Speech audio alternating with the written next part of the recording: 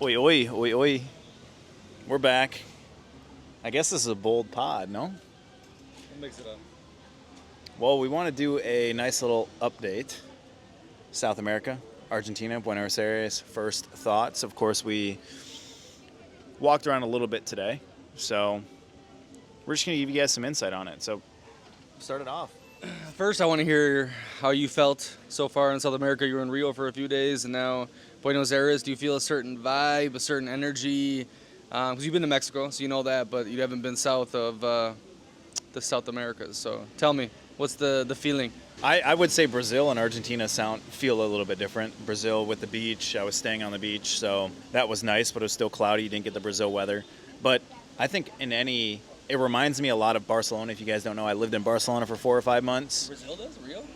No, Argentina. Yeah. Currently, so far. I mean, we're a couple days in Buenos Aires, and I think a lot of the city, there's parts of it that remind me of very European Barcelona type of culture. So it gives me that type of vibe. And then there's pockets where it does kind of remind me of like South America, even though I haven't experienced South America that much. But it's a little bit different, you know? Okay, yeah, I mean, Buenos Aires feels ridiculously European. I mean, we were walking around with no plan for about an hour today with no issue. I mean, it was very clean, safe in the area. We went to Chinatown. I didn't know they had a Chinatown here. But, yeah, even by the train station. Normally in Europe, the train station's like the rough part. You have a lot of characters, homeless, and we didn't see none of that. We saw a beautiful park, people laying out there. I was on the plane right here, and I was sat next to a family. And this 22-year-old dreamy, studying to be a lawyer, fluent English, no tattoos. She's reading some like historic Spain book, and I'm like, what the fuck? This is like a girl that's straight out of like northern Italy, you know? And so I was talking to their family for like an hour, got a lot of good insight. But the whole plane, I mean, it felt really European and a lot different than when I'm on planes in other parts of South America or Latin America. So yeah, I mean, the prices have been crazy, and people were saying this, like, hey, get ready for price shock. And paid like $4.50 for cappuccino at an okay cafe. But, that's Munich level prices. I was living in Munich all last year. And I'm just thinking, okay, these people make 10% of what a Bavarian makes or someone in Munich makes. How is this even feasible, right? So we're starting to see that. But then we go to some places, and the deals look good. So it's a really weird mix, and obviously we're in the more richer areas like the Palermos and whatnot, but definitely for all the crazy stuff that's going on in their economy, it's shocking to see Munich, one of the richest city in Germany type prices.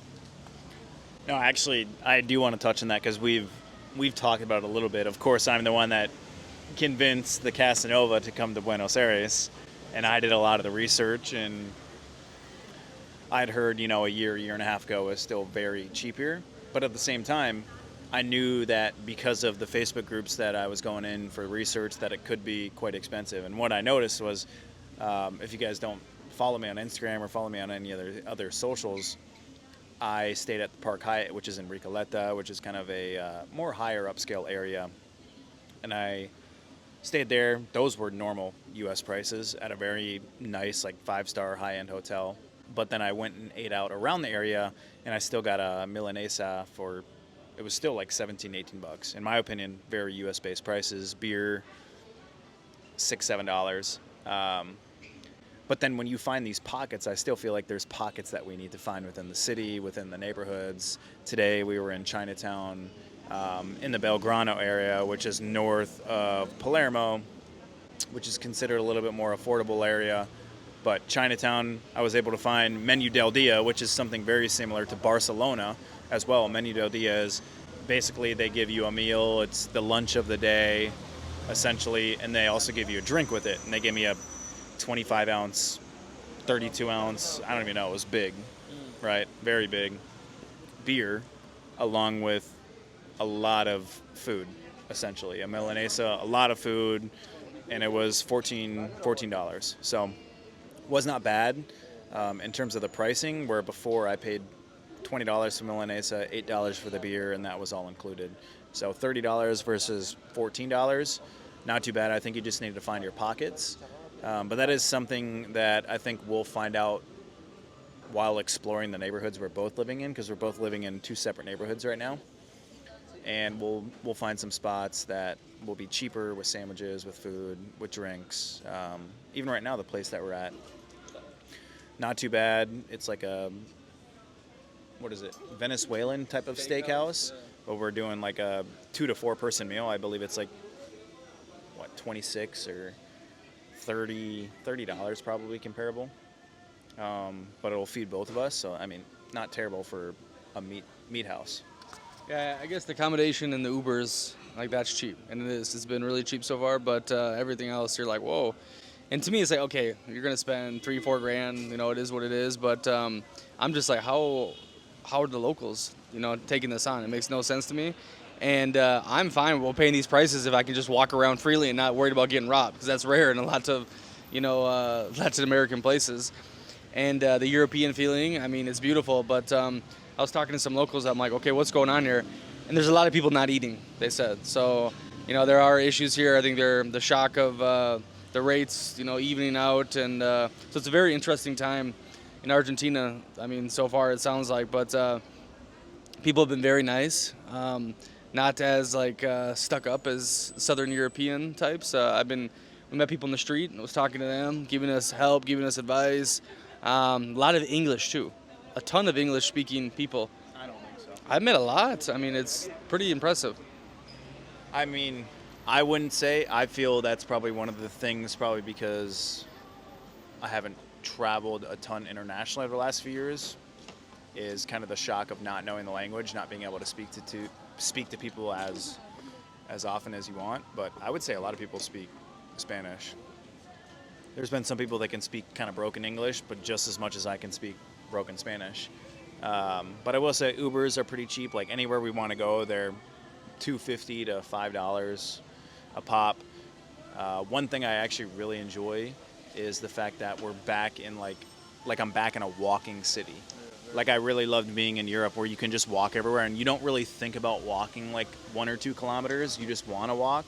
So it makes it easier to, yes, the food is better, but it also makes it easier to just be more active. Oh, you're going to walk to the gym versus drive. You're going to walk to a cafe versus drive. So you're getting way more steps in. You're more active. I like that about it. And that's something that I already, like, this is like 2.1 kilometers from where I'm staying, and I had no problem with walking it, like 25 minutes at night. Also, I just wanted to test, like, the safety at night, and I don't think there was, it was very, Nick talks about it. I haven't been in other South American cities, but it has been, I haven't second-guessed any situation since we've been here, so. Yeah, I felt completely on ease. It's really, really Euro-like in that aspect, and I kept seeing videos of moto guys putting guns to people and freaking hitman and all that, but so far it's really chill. I mean, I assume in these Palermo areas that is made that way, and if you go outside different areas it might get a little rougher, but I mean, I feel like I'm in Europe right now. No difference really at all.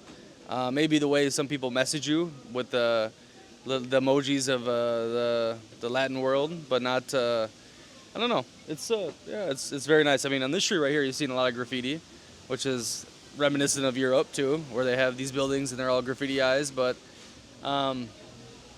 yeah, I mean, first impressions are pretty solid. The weather was pretty good today. You said it was hot the other day. It was like 98 degrees.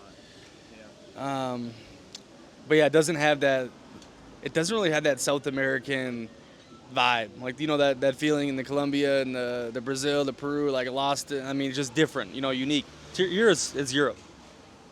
I would say we're in Villa Crespo. If you see it on a map, you'll think Villa Crespo. The buildings here, what I've noticed, are all shorter. They're all like 2 to 4 stories. In other places, you're going to get some of your higher buildings.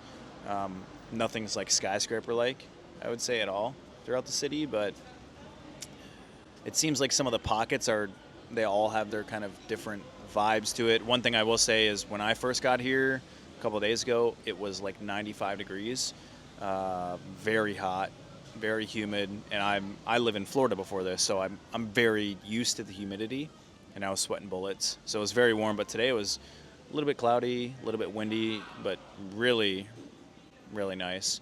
One thing that our opinions might sway is because it is January, and apparently during January, I figured we should talk about this. A lot of the locals will go travel. They'll go to Mar del Plata, which is a couple hours north here in Argentina, or they'll go to Brazil and other cities. So they'll go on vacation during January and early February. So right now, maybe the thoughts that we have is because no one's really here, and we feel safe and it's a little bit less busy. But I guess we'll find out in a few weeks whether the town is more bustling. At certain times, there's like where we were going to go before. What was the name of the restaurant? Oh yeah, it was packed. Do you remember what it was? Starkies. Starkies. It's an Armenian restaurant, famous. Armenian restaurant, very well known. And It is. A lot. that couple of steaks, couple of chickens. So we just got our food delivered. But Armenian restaurant that was crazy busy, and in that area it was insanely packed. Where we walked a block or two away and it was very chill, and now we've been able to find a Venezuelan kind of meat house.